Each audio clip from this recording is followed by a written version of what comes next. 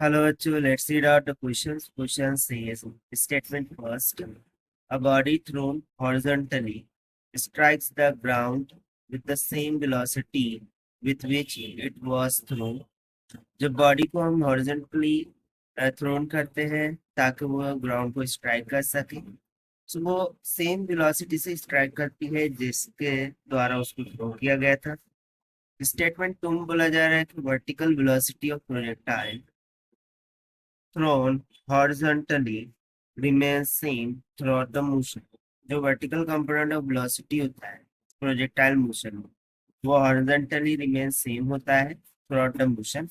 सो हम बता रहे हैं whether the statement are true और फॉल्स। तो चलिए स्टार्ट करते हैं सॉल्यूशन से। But before of its let's talk about the key concept which we are going to use here for this question.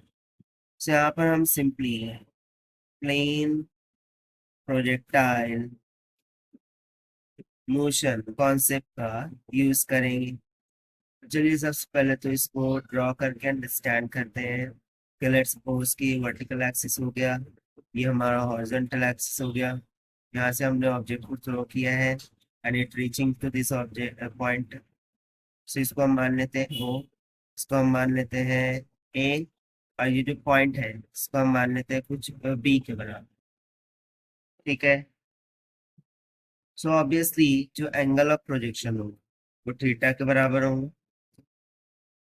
अब हमने माना कि इसको इनिशियली विथ वेलोसिटी यू से क्या किया गया है, प्रोजेक्ट किया गया है।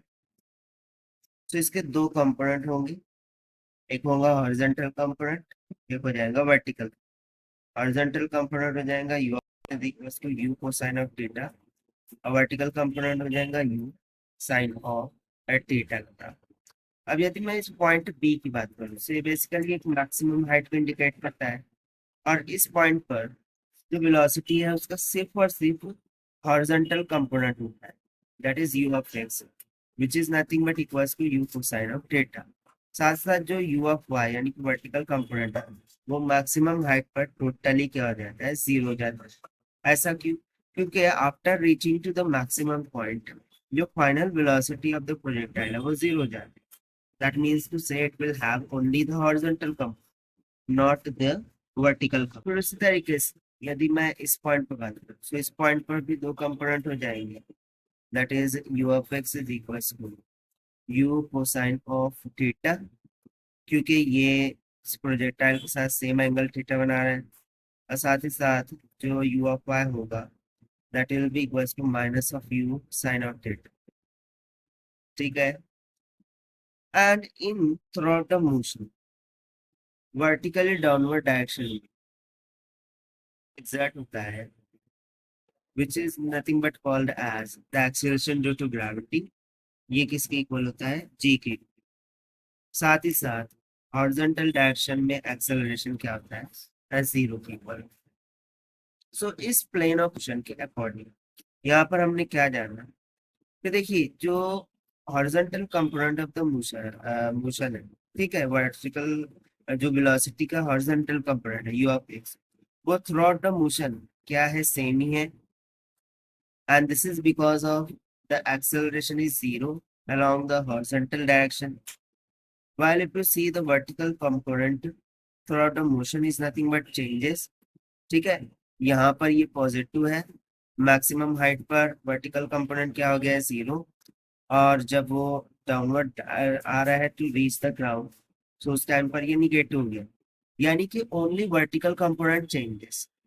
ठीक है। So we will say that the horizontal component v of x is equals to u of x, but the vertical component v of y is not same, it changes throughout the motion।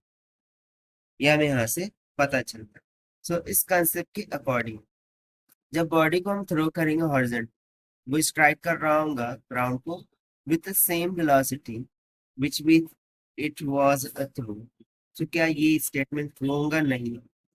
ऐसा इसलिए क्योंकि जब हम body को throw कर रहे हैं तो भले ही उसका हॉरिजॉन्टल कंपोनेंट यहाँ पर सेम है, यहाँ पर कैसे बोला गया है, बॉडी को हॉरिजॉन्टली स्ट्राइक करता है ग्राउंड। तो बेसिकली यदि हम यहाँ पर देखें तो ऐसा नहीं होगा, क्योंकि देखिए यदि हॉरिजॉन्टल कंपोनेंट है वो चेंज हो रहा है, बट वर्टिकल हॉरिजॉन्टल कंपोनेंट भले ही सेम है, बट वर्टिकल कंपोनेंट यहाँ पर क्या हो रहा है, चेंज हो रहा है। That is Y statement 1 is incorrect. और स्टेटमेंट 2 तो ऑब्वियसली इनकरेक्ट है, क्योंकि वर्टिकल कंपोनेंट जो है तो throughout the motion remain same नहीं है, it is changing. That is why both statement 1 and 2 are incorrect. That is why option C is correct. So this is the required solution. I hope you understand. Well, best of luck. Thank you.